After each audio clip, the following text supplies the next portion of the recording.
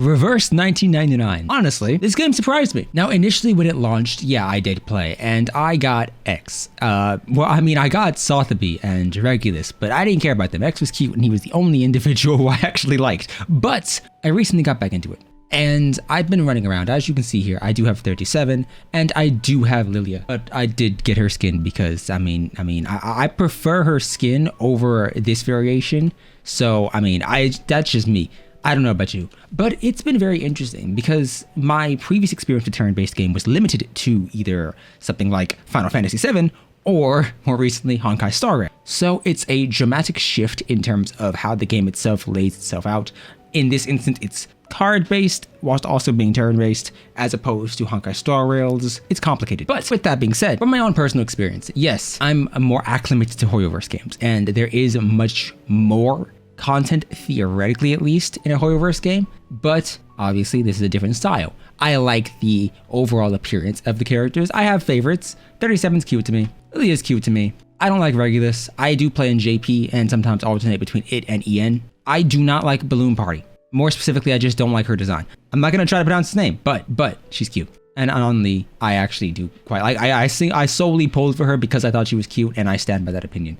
And yeah, there are a bunch of other cute characters that I legitimately enjoy. But in terms of the actual gameplay itself, it's fine. I'm in the earlier stages, so there's not as much difficulty with that. And yeah, I have tossed my hat into the ring of the current event, which I would like to just bluntly state, as somebody who's only recently got into the game, I appreciate the fact that I can actually do the event. Don't get me wrong, I can't delve super deep into the stages, but I can at the very least do it enough to where I can continuously farm one of these stages or two or three, solely to get the currency to get the materials in the shop.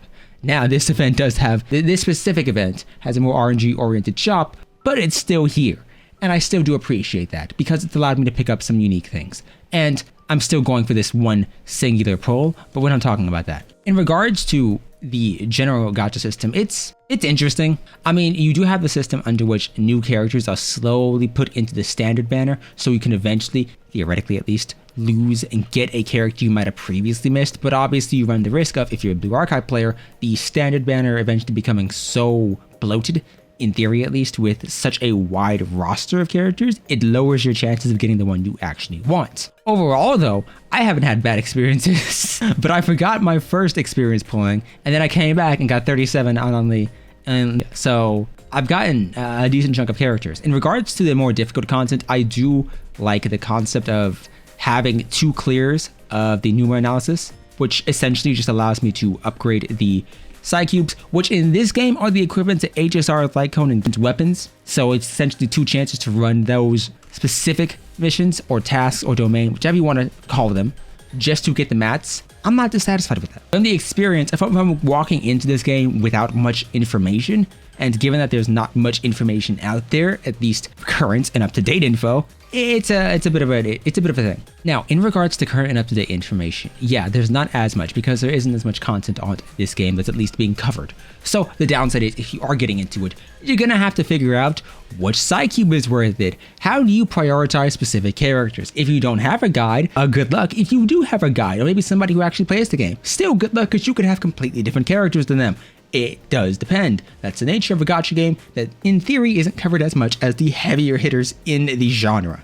With that being said, I've actually liked it. Now, you don't necessarily farm for anything like artifacts or relics in this, so you do have to go through resonant portraits, and I'm gonna be blunt here, trying to slot everything in has been a hassle. I think I've spent a good chunk of time just trying to figure out resonances to see how much crit I can slide into these specific loadouts for the characters who care about crit, which conveniently is both of the characters I primarily use for damage. But you know, that's a separate issue, separate circumstance. In regards to, I'd say, the more difficult content, which in this instance is all of this here, I'm obviously not far enough to be able to push here because I don't have not necessarily multiple teams built, but enough characters at Insight 2, specifically my healers, to survive. But I am having fun with it. I will say the gameplay does provide you with the option of autoing. So in this instance, if we're going into a current event stage, we have 2 options. First off, we can automatically just run through with a team that's already cleared and then auto it. Or we can replay a previous clear and select the amount of times, up to 4, that we want to clear it. And you don't have to watch all 4, you just watch 1 and it gives you the mats. I actually quite like this. Now I know if you were playing since launch or tried it since launch, there wasn't the autoplay feature. We're just gonna let it run in the background here. Now if you played since launch, yeah, this autoplay button at the top was not here. So in theory, you had to manually do this, and that can be tedious. It's my biggest issue with something like Arknights. But having this here, it's exceptional. Now, don't get me wrong, once you get to a stage that you can't beat, autoplay isn't helping you out. Autoplay is not the play. I don't recommend it, at least. But it's great for either when you want to auto farm a stage, you know you have the strength to clear, or when you just want to repeatedly do a stage and push through the story. Because if you are able to, especially if you're starting now during the event and you do get to clear some of the event stages, you will have the materials to push your characters to higher level. And at that point, you will end up being stronger than a lot of the story stages.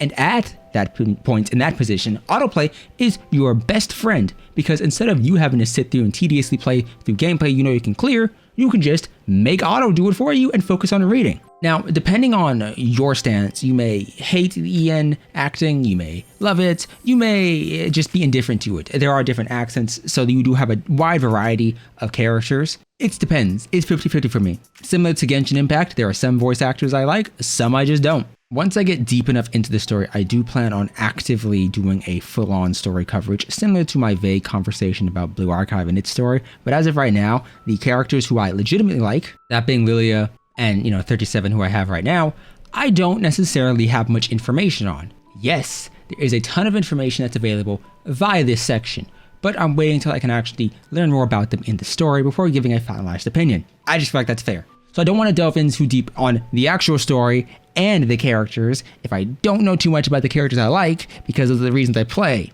I will say though, because this is a relatively new game, the information is lacking. The downside of this is a dog. You can pull a dog if you want. Is the dog good? That's a secondary question. The downside of this, you have to teach yourself a lot. The upside of this is, because it's the early stages of the game, you do have a lot of time, if you are interested in the current characters, to just save. And the meta isn't so far advanced to where you feel like the standard characters you're picking up off this banner here are absolute trash. So, if you are starting, I recommend do so now. You get free polls on the current banner. You get login bonuses. You have it at current events. You can give it a shot. It's a fun game. It's a mobile game. Download it on your phone. It has a PC launcher. It's better than Arknights because it has a PC launcher. Not gonna lie though, I do wish the portraits you got, like this portrait here, I do wish you were able to get one for each 5-star or 6-star or any character you picked up along the way. If I main Lilia, I want to make her into my portrait. I don't want to have Fertin. I don't. You also get this login bonus. Just try the game. You get free pulls. Try it. Worst case scenario, you don't get the character you like. Okay, maybe the game isn't for you. Maybe you just re-roll. Up to you, my guy. Either way, I'll see you in the next actual official Reverse 1999 video. I don't want to ramble for too long. Goodbye.